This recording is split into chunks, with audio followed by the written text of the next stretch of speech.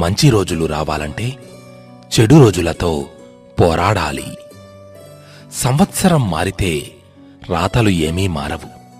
ప్రయత్నాలను ఆపితే పనులేవి సాగవు.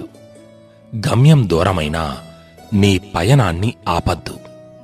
మార్గం కష్టమైనా నీ ప్రయత్నాన్ని ఆపద్దు. సగం జీవితం వాళ్ళు వీళ్ళు ఏమనుకుంటారో అనే ఆలోచనతోనే కరిగిపోతుంది. ఊహలు వాస్తవాలకు దూరంగా తీసుకెళ్తాయి. కానీ ఎంత దూరం వెళ్ళినా రావలసింది మాత్రం వాస్తవానికే కదా.